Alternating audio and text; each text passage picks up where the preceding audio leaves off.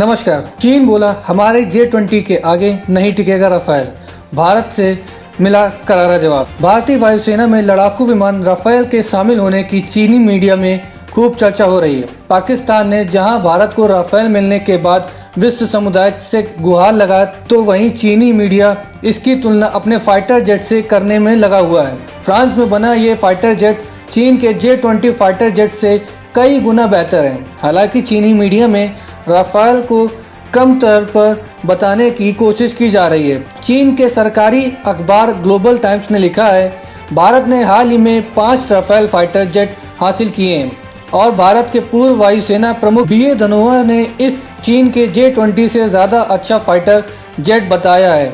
चीनी एक्सपर्ट्स के हवाले से अखबार ने लिखा है कि राफेल तीसरी पीढ़ी का फाइटर जेट है और चौथी पीढ़ी के फाइटर जेट J-20 के आगे कहीं नहीं टिक सकता है। चीन के सैन्य विशेषज्ञ ने ग्लोबल टाइम्स से कहा कि राफेल सुखोई 30 से बेहतर है, जो कि भारतीय वायुसेना में बड़ी संख्या में मौजूद है, लेकिन राफेल बहुत उन्नत नहीं है और इसकी गुणवत्ता में बहुत बदलाव नहीं किया गया है।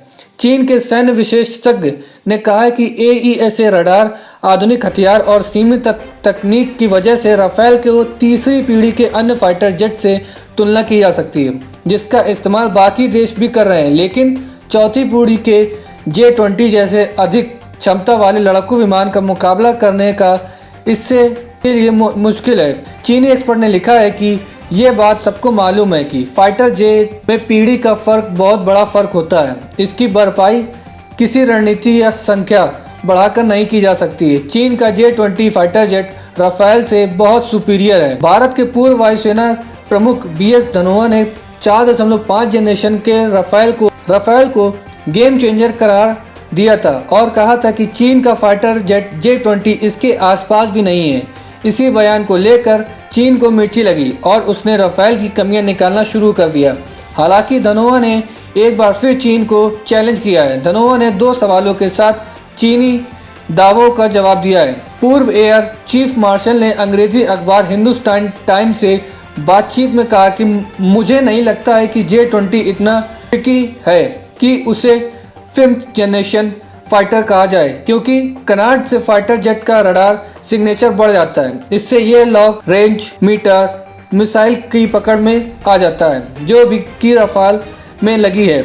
इसी बहाने धनोआ ने दूसरा सवाल किया कि अगर J-20 वाकई 5वीं पीढ़ी का फाइटर है, तो जैसा कि इसका मैन्युफैक्चरिंग जैगुआर ये सुपर क्रूज क्यों नहीं कर सकते हैं। सुपर क्रूज वो क्षमता है जिसमें किसी फाइटर जेट को 1 मैक ध्वनि की गति की रफ्तार से बिना ऑफरबर्न्स के उड़ाया जा सकता है। धनोआ ने कहा कि राफेल सुपर क्रॉसबिलिटी और दुनिया के बेहतरीन फाइटर जेट में से इसका रडार सिग्नेचर की तुलना की जा सकती है। धनोआ ने इसी सप्ताह चीनी प्रोपेगेंडा की धज्जियां उड़ाते हुए कहा था कि अगर चीनी हथियार और लड़ाकू विमान इतने अच्छे हैं तो पाकिस्तान को 27 फरवरी 2019 को चीन के JF-17 का इस्तेमाल अटैक में करना चाहिए था, न कि F-16 का। लेकिन पाकिस्तान ने चीन के लड़ाकू विमान JF-17 का इस्तेमाल सिर्फ अपने मिराज 3 बॉम्बर्स को सुरक्षा देने के लिए किया।